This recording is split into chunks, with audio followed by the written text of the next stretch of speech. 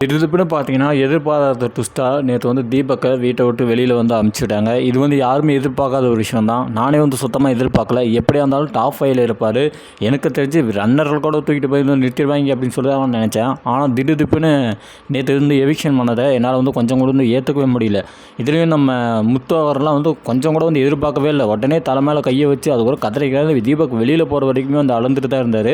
முத்தாடுறதெல்லாம் பார்க்கும்போது எல்லாருமே வந்து கிரிஞ்சி ஏதோ ஆக்டிங் போடுறான் பாரு, எப்படி வந்து காக்கா பிடிக்கிறான் அப்படின்னு சொல்லிட்டுலாம் வந்து பேசினாங்க. நிறைய பேர் வந்து மீம்ஸு அதேமாதிரி கமெண்ட்ஸ்லாம் வந்து போடக்கூடிய அந்த விஷயங்கள்லாம் நம்மளால் வந்து பார்க்க முடியுது. பட் நானே கூட நிறைய இடங்களில் முத்தை வந்து இந்த மாதிரி கலாய்ச்சிருக்கேன். முத்து வந்து ஆக்டிங் போடுறான், அந்த கத்தின சீன்லாம் வந்து வரும்போது முத்து வேணும்னே வந்து ஒரு சீனை கிரியேட் பண்ணுறதுக்கு தான் இந்த மாதிரி வந்து பண்ணுறாருன்னு சொல்லிட்டு நானே வந்து சொல்லியிருந்தேன். பட் நேற்று அவர் வந்து ஒவ்வொரு நிமிஷமும் அவர் பண்ணக்கூடிய அந்த ஆக்டிவிட்டிஸ் வந்து பார்க்கும்போது நம்மளுக்கே வந்து ரொம்ப சிரமமாக இருந்தது. அந்த ஃபீலிங்கிறது பார்த்திங்கன்னா அது வந்து அந்த கூட இருக்கும்போது தான் வந்து தெரியும். அந்த பாண்டிங்கிறது பார்த்திங்கன்னா எனக்கும் என்னோட நண்பனுக்குன்றது, என் நண்பனுக்கும் எனக்குமான அந்த ஒரு ஃபீலிங் எங்கள் 2 பேர்த்தை தவிர மீது யாருக்குமே வந்து தெரியாது அந்த ஃபீலிங்கு. அந்த மாதிரி தான் அவங்க 2 பேர்த்துக்குள்ளே இருக்கக்கூடிய அந்த ஒரு ஃபீலிங் வந்து அவங்களுக்கு மட்டும் தான் புரியுமே தவிர நம்மளுக்கு வந்து புரியறதுக்கான வாய்ப்பு இல்லை. முத்துக்கும் நான் அழுதுதெல்லாம் பார்த்திங்கன்னா நம்மளுக்கு வந்து என்ன சொல்கிறது, அதான் இது சொல்லுவோம்ல, நானே வந்து ஆல்ரெடி சொல்லியிருப்பேன். அது வந்து சும்மா வந்து ஆக்டிங்காக அங்கே போடுறான்னு சொல்லிட்டு எனக்கு வந்து எந்த ஒரு இடத்துலையும் அந்த மாதிரி வந்து தெரியல. ஒரு என்ன சொல், ஒரு நல்ல ஒரு போட்டியாளரை வந்து இவங்க வேணும்னே எவிக் பண்ண மாதிரி தான் எனக்கு வந்து தோணுது. பட் இந்த இடத்துல முத்துக்குமரன் வந்து அதை வந்து இது பண்ணுறாரு, பேலன்ஸ் பண்ணுறாரு. என்ன அப்படின்னா, நம்ம வந்து டீமை வந்து குத்தம் சொல்லக்கூடாது, மக்கள் ஓட்டு போடலை. தீபக் எவிக்ட் ஆனதை பற்றி நம்ம ரவீந்தர் கூட வந்து ஒரு இடத்துல வந்து சொல்லியிருப்பார். என்ன அப்படின்னா, இந்த மாதிரி இப்போ வந்து தீபக் வந்து வெளியில் போகிறார் அப்படின்னா அவர் வந்து வெளியில் போவார்னு சொல்லிட்டு யாருமே வந்து எதிர்பார்க்கல. ஆனால் அவர் வந்து வெளியில் போகிறார் அப்படின்னா அதுக்கு ஒரு காரணம் என்ன அப்படின்னா, இங்கே வந்து நிறைய பேர் வந்து பிஆர் டீம்ஸ் வச்சு ஓட்டு வந்து பண்ணுறாங்க. அவருக்கு வந்து அந்த மாதிரி வந்து எதுவுமே வந்து கிடையாது. அதனால தான் அவர் வந்து இந்த மாதிரி வந்து போகாமல் இருக்கார். அதே மாதிரி இன்க்ளூடிங் என்ன உட்பட நானே கூட வந்து ஒருத்தருக்கு சார்பாகவே வந்து போயிட்டேன். நான் வந்து அவரை பற்றி வந்து கொஞ்சம் கூட கன்சல்ட்டே வந்து பண்ணல. நான் இந்த மாதிரி வந்து யோசிச்சிருக்கணும். நான் பண்ண விஷயங்கள், நான் தீபக் கிட்ட வச்ச ஆர்குமெண்ட்ஸ், இதனாலே மக்கள் வந்து அவருக்கு வந்து ஓட்டு போடாமல் விட்டாங்களோ என்னவோ தெரியல. அவர் வெளியில் போனதுக்கு காரணம் நானாக கூட இருக்கலாம். நான் இந்த வீட்டில் இருக்கிறதுக்கு விருப்பமே இல்லை, நான் வந்து வெளியில் போகிறேன் அப்படின்னு சொல்லிட்டு ரவீந்தர் கூட பார்த்தீங்கன்னா நைட்டு வந்து கண்கலங்கின விஷயத்தை நம்மளால் வந்து பார்க்க முடியுது. பட் என்ன இருந்தாலுமே வந்து தீபக்குடைய எவிக்ஷன் அப்படின்னு பார்க்கும்போது ஒரு அன்ஃபேரான எவிக்ஷன் தான். பட் ஒரு நல்ல ஒரு கேப்டன்சியாக இருந்திருக்காரு, நல்ல ஒரு கேப்டனாக வந்து இருந்திருக்காரு, நல்ல முறையில் பார்த்திங்கன்னா எல்லாத்துக்கிட்டையும் வந்து பழகியிருக்காரு. அவருடைய அந்த ரியல் கேரக்டர்னு பார்த்திங்கன்னா நம்மளால் வந்து வெளியில் நிறைய இடங்களில் வந்து பார்க்க முடியுது. ஆரம்ப காலகட்டத்தில் ரொம்ப ரகடாக ஒரு ரஃப் ஃபேஸோடு இருந்த அந்த ஒரு மனுஷன் பின்னாடி அந்த ஃபஸ்ட் ஹாஃபு செகண்ட் ஹாஃப்னு சொல்லுவாங்க, செகண்ட் ஹாஃபுக்கு மேலே அந்த ஆளுடைய முகமே, அந்த ஆளுடைய ஆக்டிவிட்டிஸ் எல்லாமே பார்த்திங்கன்னா டோட்டலாக வந்து மாறி போச்சு.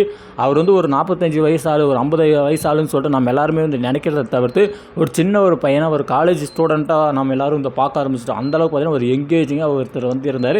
அவர் வந்து எலிமினேஷன் ஆனது அப்படின்னு பார்க்கும்போது ஒரு ஏற்றுக்கொள்ள முடியாத ஒரு விஷயம் தான். ஆனால் ஒரு டிஆர்பிக்காகவும் அதே மாதிரி இந்த மக்கள் ஓட்டு அப்படின்ற ஒரு பேர்லேயும் இவர் வந்து வெளியில் அனுப்புறதா என்னால் வந்து சுத்தமாக வந்து ஏற்றுக்கவே வந்து முடியல. மக்கள் ஓட்டுன்றாங்க.